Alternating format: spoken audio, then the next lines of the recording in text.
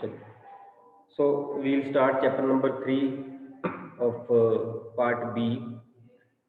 Chapter's name is the tools of financial analysis. Now, first of all, what is the meaning of financial analysis? Financial analysis means the analysis of financial statements. Financial analysis is also known as financial statement analysis. एक ही बात है, चाहे हम बोलेंगे financial analysis, चाहे हम बोलेंगे financial statement analysis, एक ही बात है. It means analysis of financial statements, or we can say analysis of the profitability of the business, analysis of the position of the business, where the business stands, उसको analyze करना. Now, what is the meaning of analyze करना, analysis करना? It means taking out the positives and negatives, pros and cons.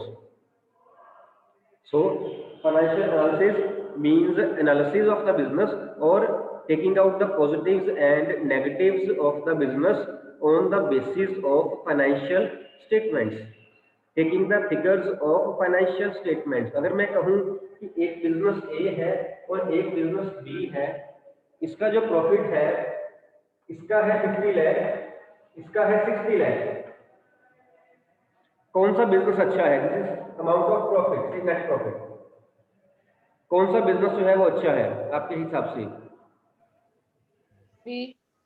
Business B, उसका profit ज्यादा है. Analysis, it is a part of analysis. अगर मैं थोड़ा सा आगे जाऊं, इसने नेट प्रॉफिट इतना कमाया, इसके लिए इसने सेल करी है 1 करोड़ की, ठीक है, इसने इसके लिए सेल करी है 2 करोड़ की.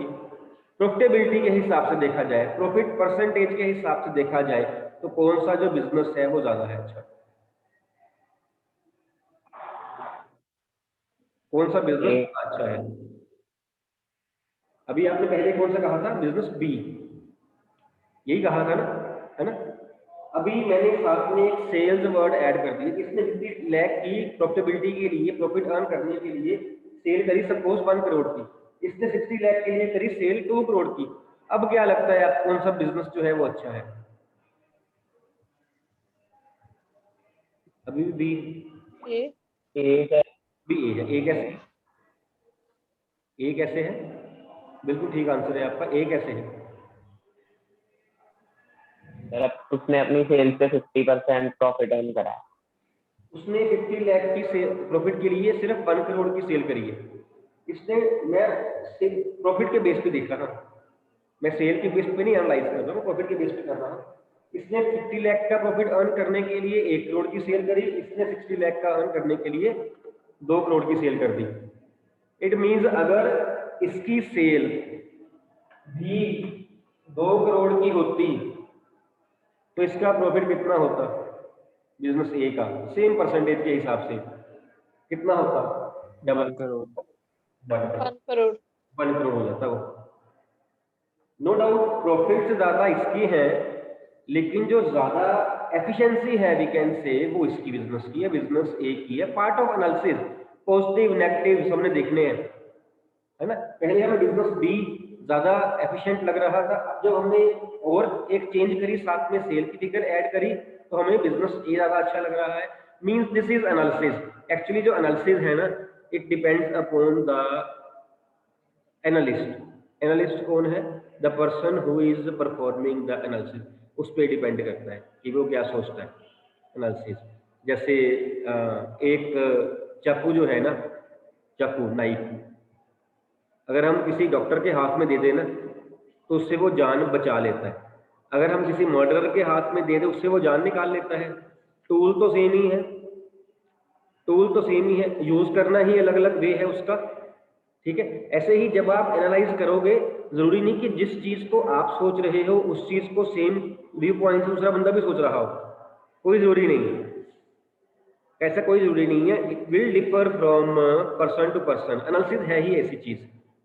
जब आप एनालिसिस करोगे, आप कोई और एनालिसिस निकालोगे, किसी और तरीके से करोगे, जब कोई और करेगा उसको वो किसी और तरीके से करेगा, है ना. अगर हम यहाँ तक फिगर देख रहे थे, हमारे पास बिजनेस बी ज्यादा एफिशिएंट लग रहा था, जब हम साथ में सेल की फिगर ऐड करें, जब हमें बिजनेस ए ज्यादा एफिशिएंट लग रहा है, because business A is in a better position to use its resources. For earning 50 lakh rupees he has sold only 1 crore. Business B for earning 60 lakh rupees he has sold goods of rupees 2 crore. Way of analysing, I think इसको हम detail में बाद में पढ़ेंगे। होता क्या है, आज जो हमारा टॉपिक है अभी तक इतना लिमिटेड था फाइनेंशियल स्टेटमेंट के एनालिसिस का, और साथ में इसका जो मेन है टूल्स, इस पे है ये चैप्टर पूरा, कि हम बात तो कर रहे हैं कि हम फाइनेंशियल स्टेटमेंट्स को एनालाइज करेंगे।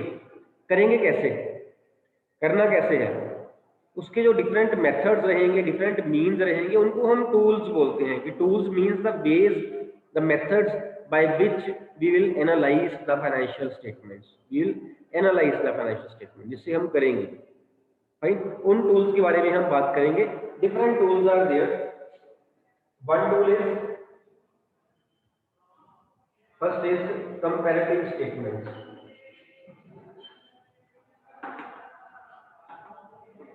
second is common size statement, ये टूल्स हैं different. Third is accounting ratios, fourth is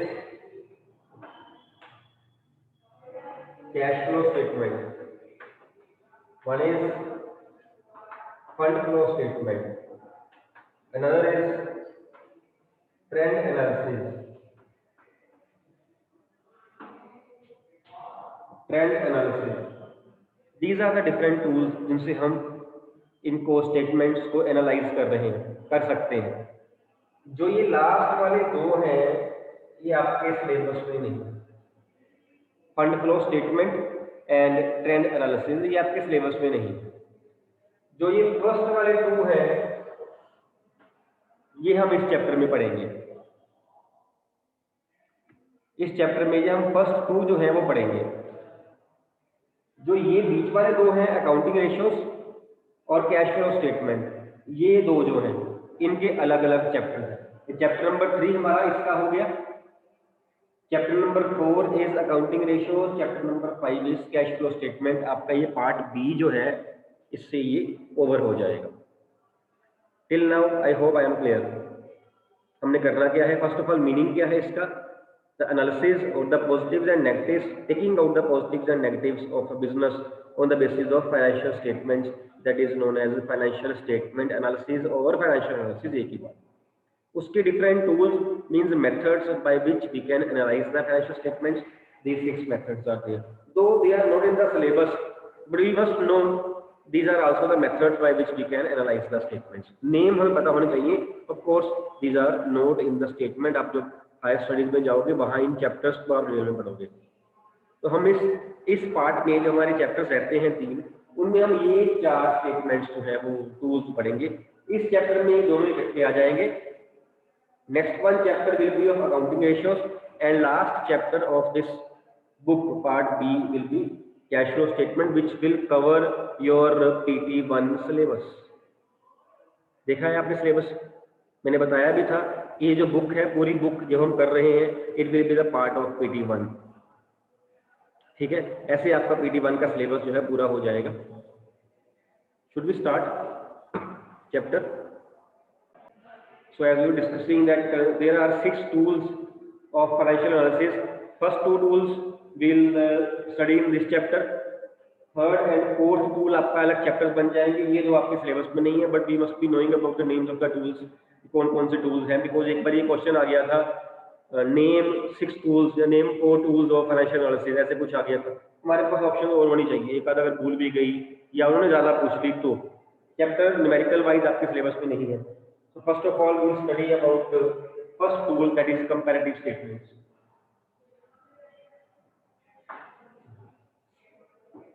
comparative statements, जो कंपैरेटिव स्टेटमेंट्स हैं ये आगे 2 टाइप्स की होती हैं। One is comparative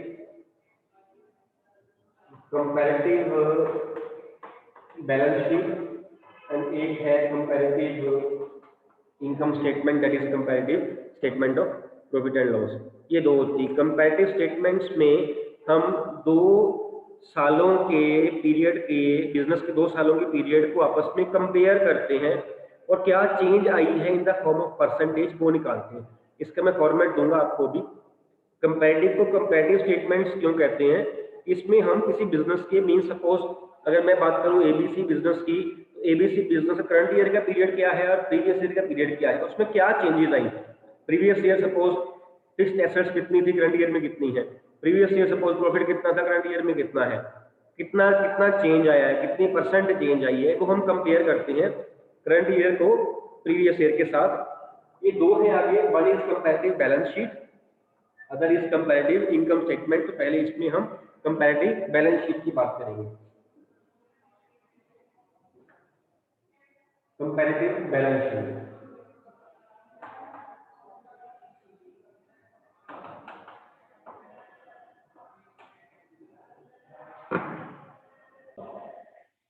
here I am talking about only equity and liability side। यहाँ इतनी बात पहले करते हैं। ये आपको बैलेंस शीट में इक्विटी लायबिलिटी साइड में शेयर होल्डर फंड्स दिए हुए हैं, share capital reserve surpluses, amounts our previous year 3 lakh, current year 4 lakh, जो कि आपने सीधी कर ली होगी। रिजर्व सरप्लस में 5 lakh, 6 lakh. Then long term liabilities में two main heads are there, long term borrowings, long term provisions, and current liability में only one head is there, suppose trade payable. ये मैंने इमेजिनरी फिगर्स ली हुई हैं, total is 20 lakh and 25 lakh. Fine. अब absolute change कैसे निकालना है। एब्सोल्यूट चेंज का फार्मूला है current year minus previous, current year minus previous year। absolute change means the change in the amount, fine। and percentage change निकालने का फार्मूला क्या है, absolute change upon previous year into 100। absolute change upon previous year into 100, this is the change formula, change in percentage। done till now, it is okay। can I start? okay, let me know that absolute change in share capital in this case, absolute change in share capital। Hurry up please, hurry up बोल दीजिए ऐसे ही। 1 lakh। current year minus previous year 1 lakh। And percentage change कैसे आएगी, absolute change 1 lakh upon previous year, previous year is 3 lakh, 1 lakh upon 3 lakh into 100, 33.3%। I hope it is done. ठीक है। ये second case में reserve and surplus 5 lakh, 6 lakh, absolute change क्या है, 6 lakh minus 5 lakh, that is again 1 lakh.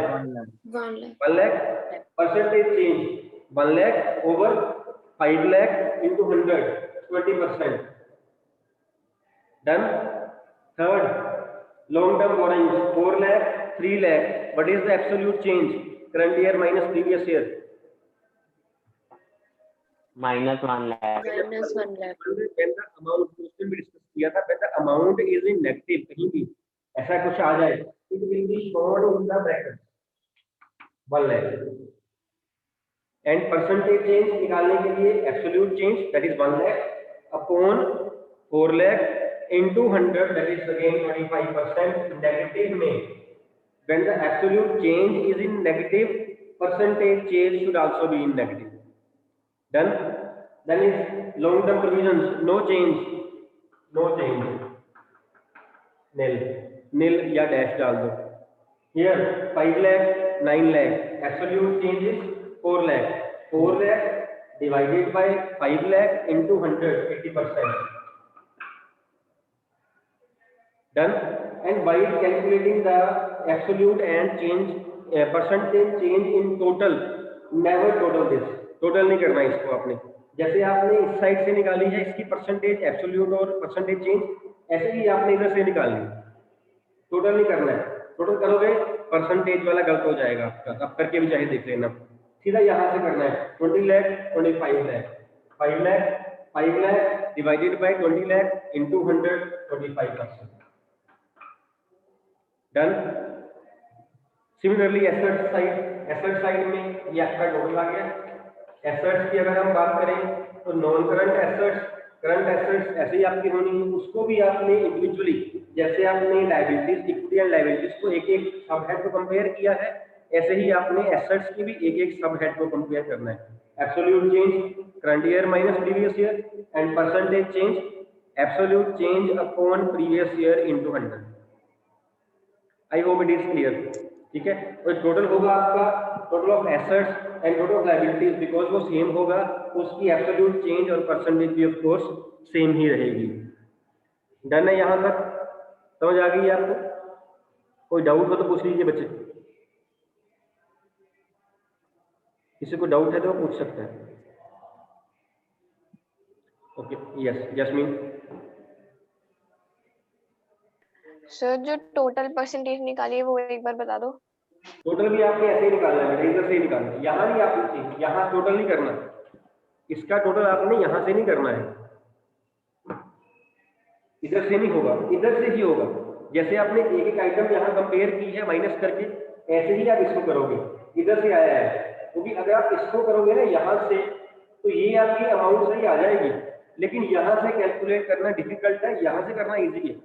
Percentage change यहाँ से करोगे सही नहीं आनी आपकी, वहां से नहीं हो पाएगा, इधर से ही करना पड़ेगा। माइनस किया 5 लाख, परसेंटेज चेंज 5 लाख और 20 लाख इंटू 125%, सारा इधर से ही करना है, ठीक है। इसके आप जो आज का दिन और कल का भी डे आपका ऑफ है, जो आप सम्स कर सकते हो प्लीज नोट कर लीजिए। सारे सम्स ऐसे ही हैं आपके।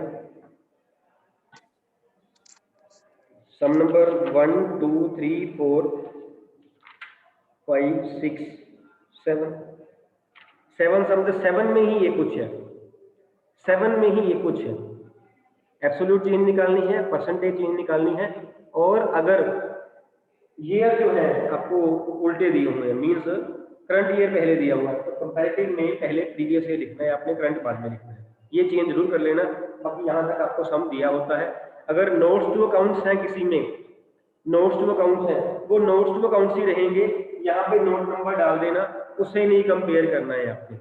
सपोज लिखा हो trade payable note number 1, creditor जितने, बिल्स पेएबल इतने, उसको नहीं कंपेयर करना, उसको ऐड लेस कर दिया ऐसे, यहाँ पे नोट नंबर 1 दिखा के सिर्फ सब हेड को आपने कंपेयर करना है, आइटम्स को कंपेयर नहीं करना। आइटम ऐसे ही लिख देनी है नीचे नोट्स टू अकाउंट्स में, लिख देनी है वो नोट्स टू अकाउंट्स में, कंपैरिजन नहीं करना उनका, मतलब ये वाला कॉलम नहीं बनेगा। डन। अगर किसी केस में बैलेंस शीट ना बनी हो, जैसे फर्स्ट सम में नहीं बनी हुई है, तो पहले बैलेंस शीट बना लेना। आपको बताइए मेन हेड कौन सा है और सब हेड कौन सा है। तो आपके जो फर्स्ट 7 सम्स हैं ये इससे हो जाएंगे। इसके हम डाउट्स लेंगे परसों, कल का ऑफ रहेगा आपका, परसों को डाउट्स लेंगे, और उसके बाद हम कंपैरेटिव इनकम स्टेटमेंट जो है वो प्रिपेयर करेंगे, वो शुरू करेंगे। है ना।